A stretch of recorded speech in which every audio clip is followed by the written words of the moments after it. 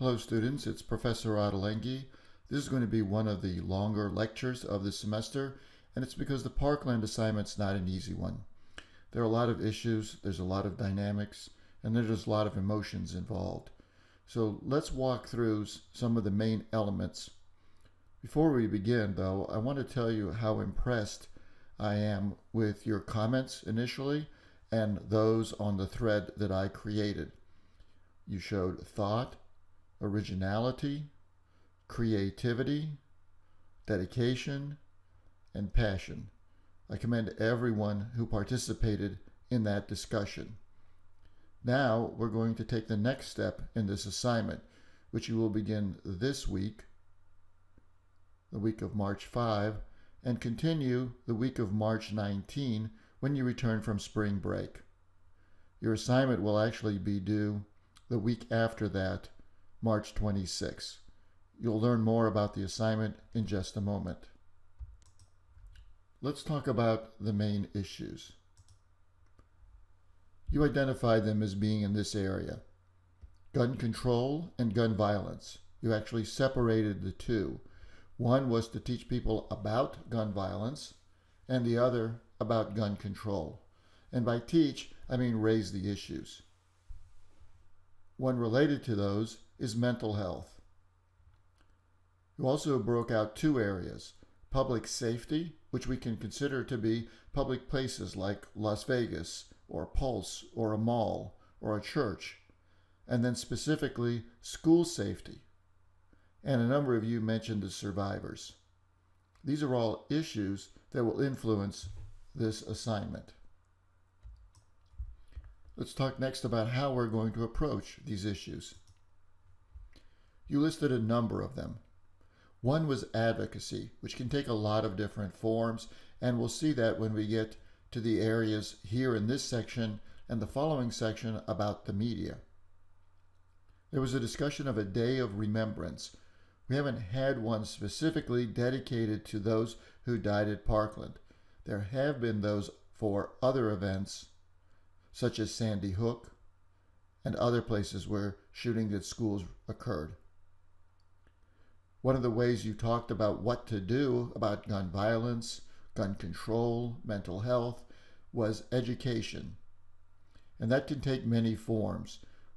For example, here within this group, we have PSAs. Those are a way of educating people. So are videos. So are school campaigns.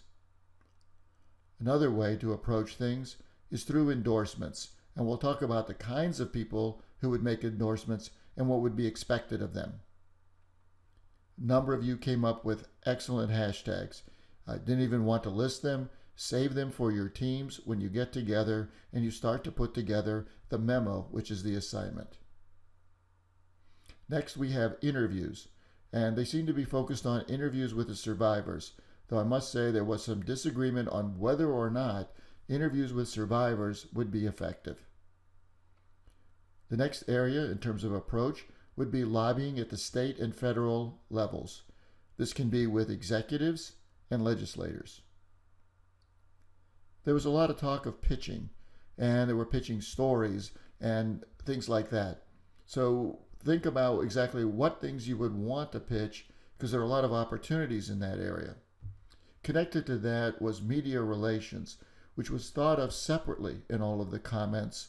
A number of people talked about getting close to the media, making good connections with reporters, editors, people who produced online, and so forth.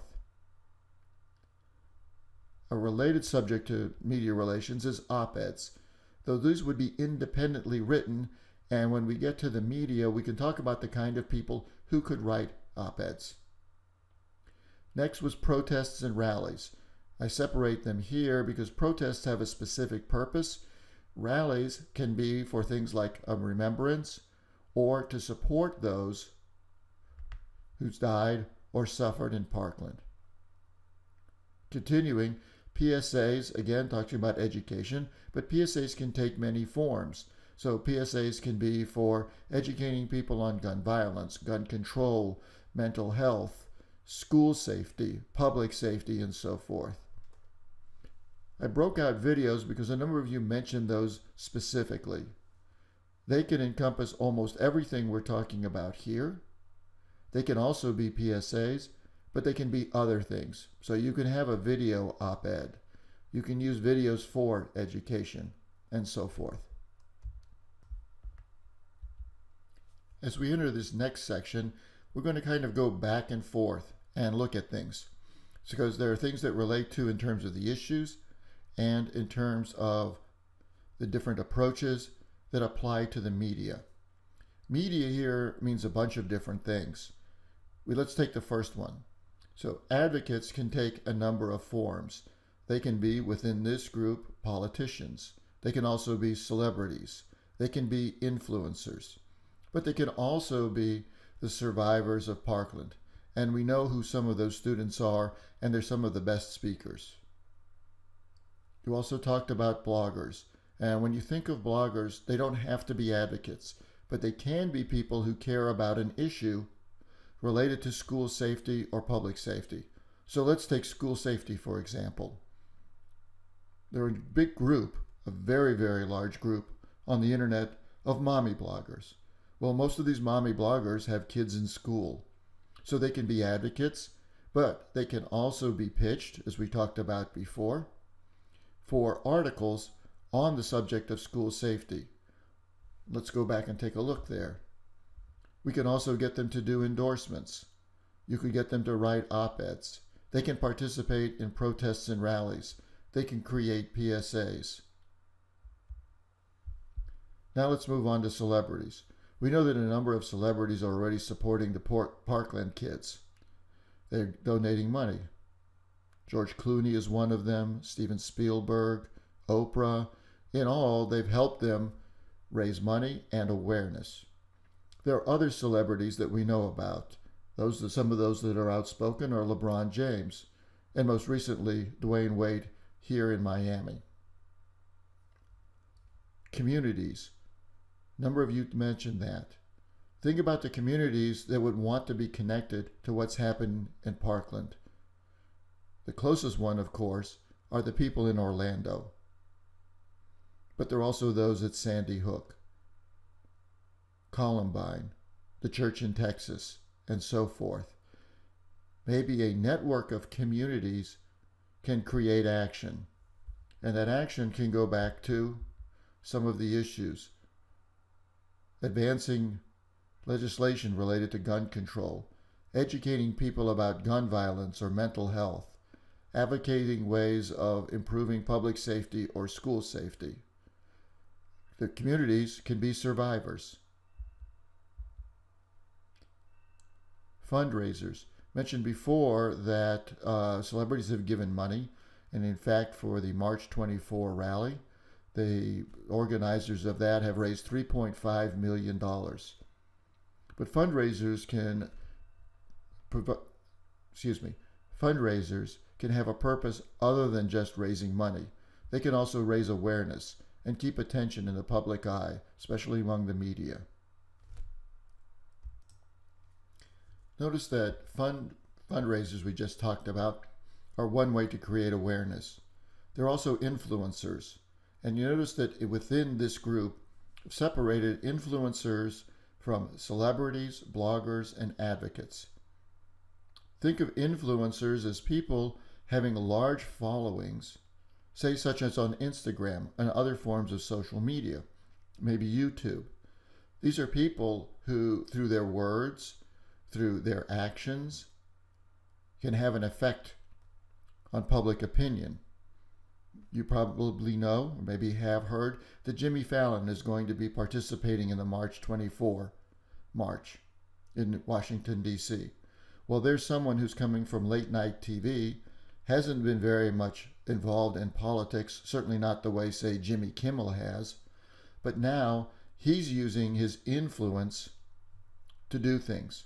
Now, maybe he falls under the category of celebrities, but there are those, maybe lesser known, who can have an influence.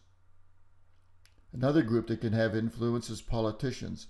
And again, it's useful to think of them as different groups because they can each be asked to do different things. So, for example, celebrities such as Oprah can give them $500,000. Maybe politicians can't, but they have followings, they have connections, and they can get things done. A lot of you mentioned press releases, so think about exactly to whom would those press releases go, and why, and what would they accomplish. Social media encompasses a lot of what we've been talking about, and you should think closely about that. You should also think closely about, and you've seen the articles, or you will see the articles, I'll send them out to you, about the counter influences that exist out there to social media efforts. There are people who put out the conspiracy theory, such as the crisis actors that some of the students were accused of being. These started in social media. Actually, they started in alt-right channels who then launched social media counter campaigns. We already know the Russians are involved in this, and we know there are others who are putting out fake news. So when you go with social media, you're going to have overcome a lot of obstacles in that areas. You mentioned speakers and panels as well. Well, they can include advocates, influencers, maybe even celebrities, politicians, to think about exactly whom do you want and what should they talk about. And lastly, TV. TV can have a huge influence. In certain cases, it can garner a lot of attention, but it doesn't always work. So think about exactly how you want to use that media. One of the things not addressed in any of the discussions or the threads, and by the way, this also happened in the in-person section, is who are the audiences? And whenever you start to do a campaign, or you think about where you're going to place a press release or an op-ed, or what kind of rally you're going to hold, or what kind of lobbying you're going to do, you're going to ask yourself, who are the audiences? And we have a fairly long list to look at here. One of the audiences are those among the influencers, with those athletes, celebrities, similar influences. You can look at the entire Golden State Warriors team as being a group of influencers. There's another group, legislators at the federal, state, city, and county levels. All of these people are people that you would want to reach, or you may want to reach, through the Parkland campaign. And it depends what you want the outcome to be. Mental health providers are an obvious audience because they relate to gun violence and gun control. News media we've talked about. Certainly parents of public school children would be an audience. Now we can go back and say, okay, which kind of media would best reach those parents? What kind of approaches would have the biggest effect on them? Would it be education? Would it be a day of remembrance? Would it be school campaigns? And if we go all the way back, which one of these issues do they care about the most? Well, we know school safety is near the top, but maybe they feel that the way you get school safety is gun control. So think about how these all relate. Remember, the Parkland assignment is not an easy one. It's a very complicated one, and it becomes highly agitated in public discussions very quickly. Let's continue. We talked about legislators, but that's not all of the government. We have those in the executive branch, such as the president and the governor and the attorney general. So we have officials at federal, state, local level, and of course we have public school officials. They can be the superintendent, principals. We have public safety officials as well. These are the folks who carry the guns, who are supposed to respond to the crises. The FBI, the local police, and at many public school systems in Florida, they have their own police forces, just like we have our own police force at FIU. One of the audiences we talked about, and it relates back to here, the media, influencers. So not only are they going to help get out the message, but the question becomes, how do you get the message to them? And then we have an audience that you know very well. The students in college, high school, middle school, and elementary school. How can they participate? What is it that you want them to know? Should they be involved in education, advocacy, or something more? And again, you're going to be receiving articles in a summary that comes by email about what they might be able to do, and it'll give you some ideas. Not last, teachers in public schools. Clearly, they've been at the center of a lot of this. They've died, they've protested, they've been told that maybe they're going to be able to carry guns in school. And last on the list, but maybe one of the most important, is voters. Now that we've thought about the audiences, the media, the approaches and the issues, let's take a step forward and let's talk about what is the goal. So what is the goal of what we're going to do? Is it to educate, advocate, get people to go to the polls? What exactly do you want your campaign to accomplish? In any campaign, that goal must be clear. And so when you receive the assignment here just in a moment, that's going to be first and foremost. You should be able to state the goal in one sentence. Here's the assignment. You're going to create a PR plan in a one-page memo. Everything that you want to do, as we noted here, you're going to have to fit on that one page. And by that, I don't mean in 6-point type with really narrow margins on the side so you can cram as many words in there. You should be able to identify first, what is the goal of your PR plan? Secondly, which audiences do you want to reach? Third, a strategy which includes media. Fourth, a timeline is applicable. So for example, if you decide your goal is voting, then the November elections becomes part of your timeline. And last, you're going to have a rationale for your approach. And that rationale answers the question, why is this going to work? Why is this the best approach to this campaign? All right? And by campaign, again, think of this as a PR campaign. It may turn into a political campaign. It may turn into an education campaign. But ultimately, at the base, it's a PR campaign.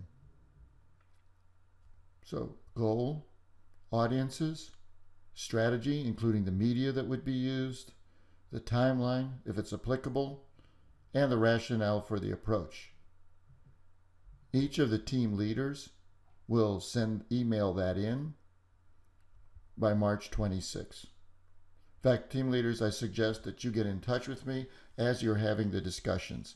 The most efficient way is to take the questions that the group has and put them into one email to me, send it, I'll respond as quickly as possible so that you can continue your work.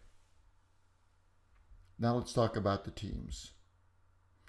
You know how much I like Disney princesses, so after our first group, of course, we have to continue it. So let's see who they are. Here's Team ELSA. As you can see, Brittney is the leader.